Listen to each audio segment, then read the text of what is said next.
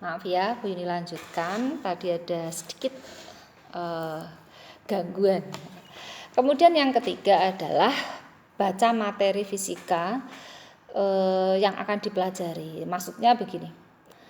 Kalau misalkan kalian sudah tahu bahwa besok itu akan ada pelajaran fisika, maka nanti malam kalian sudah harus belajar.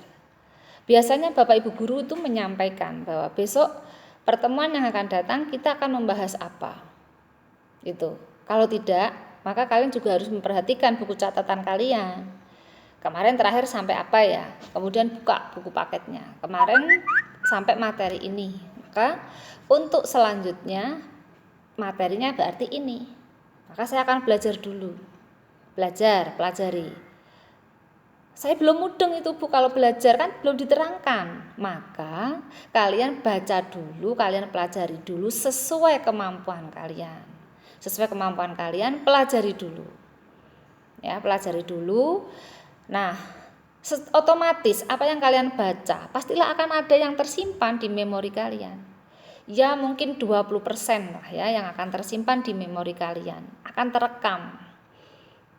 Nah, nanti ketika hari berikutnya pelajarannya, kalian sudah punya bekal.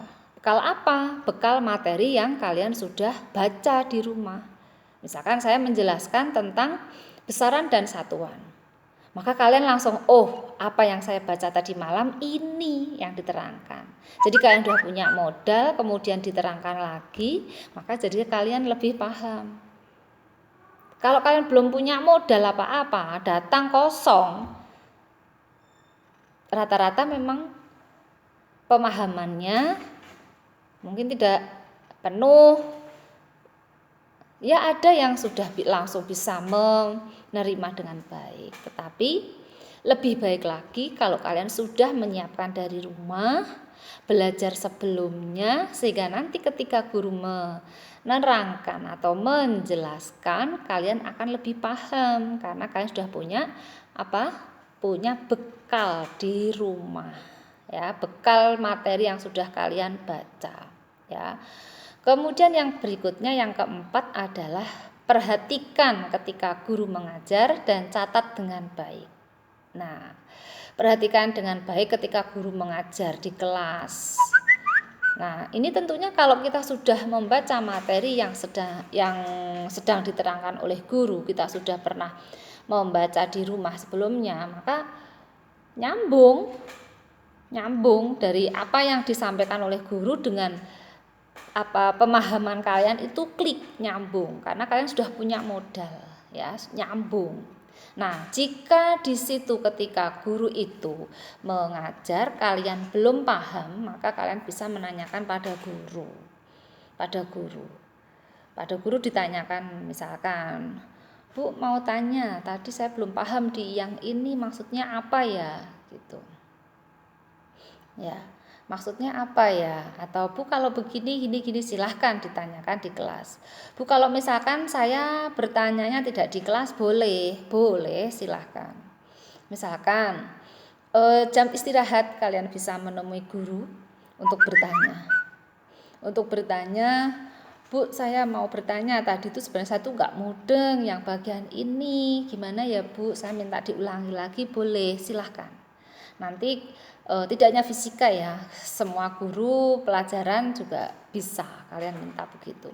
Insya Allah kalau saya pribadi, kalau memang waktu saya ada dan slow ya, dan tidak ada cara yang lain, ya saya akan terangkan kembali. Atau mungkin guru akan menyampaikan, jangan saat ini ya nak, ini saya mau ada rapat, atau mungkin setelah ini saya ada apa, atau ada tamu orang tua murid. Biasanya guru akan memberikan waktu lain, misalnya nanti gimana pulang sekolah, ya kan kita pulang jam 3:30. Nah kamu jangan pulang dulu, nanti kesini lagi ke ruang guru untuk bertemu ke saya, ya, bertemu dengan saya, nanti akan saya jelaskan kembali. Mungkin kamu tidak sendiri, mungkin ada 2 atau 3 anak yang memang tadi belum paham, bisa kalian menemui saya di sela-sela istirahat atau di pulang sekolah, bisa dilakukan itu. Tapi jangan di sela-sela pelajaran yang lain, nggak boleh. Pelajaran lain tetap pelajaran lain. Yang tidak mudeng apa, tuliskan, kemudian temui guru yang mengajar, Ya, temui guru yang mengajar di luar jam pelajaran kalau memang membutuhkan pemahaman yang lebih banyak. Tapi kalau mungkin hanya membutuhkan penjelasan yang tidak begitu banyak, bisa langsung di kelas ya. Nah, kemudian kalau memang kalian disuruh mencatat oleh guru di papan tulis itu kan sudah ada tulisan-tulisan yang diterangkan oleh Bapak Ibu guru, maka tulis di buku kalian masing-masing. Upayakan ketika menulis itu tulisannya yang rapi. Maaf, mungkin tidak bagus, tetapi yang penting rapi dan mudah dibaca. Tetapi kalau Bu Yuni sendiri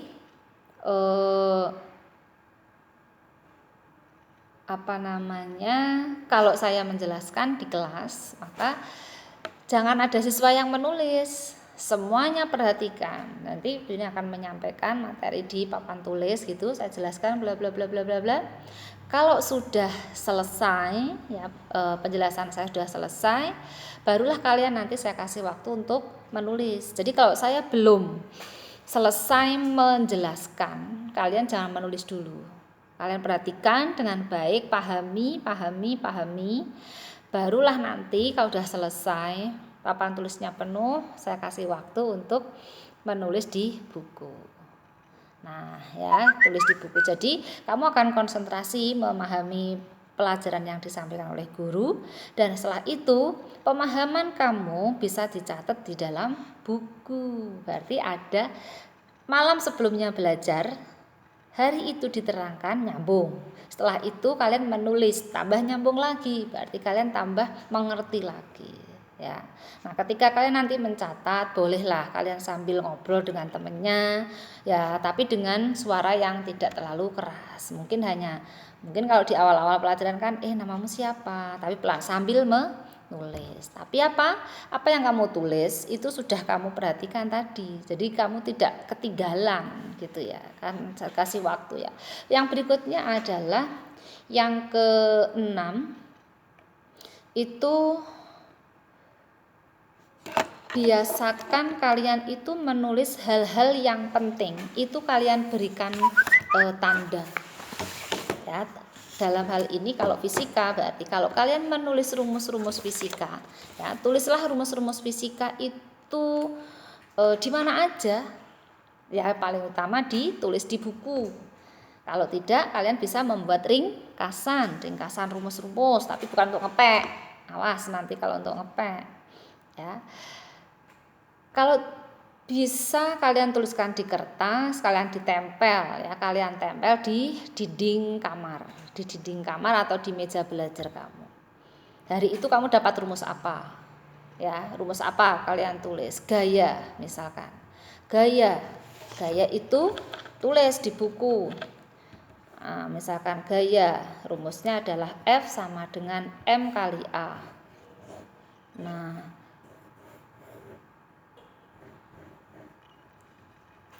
mungkin kalian akan memberikan seperti ini di bukumu. Misalkan kasih tanda-tanda yang seperti ini, sehingga kalian ketika membaca di bukumu itu ada sesuatu yang unik gitu ya, yang aneh, yang lain daripada yang lain ya. Contoh lagi ya, usaha. W sama dengan F kali S.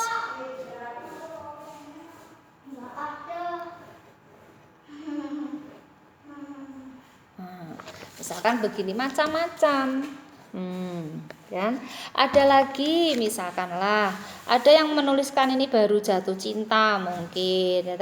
Nah, ada yang baru jatuh cinta, maka menuliskannya dengan begini. Rumus usaha W sama dengan F kali S, macam-macam ya.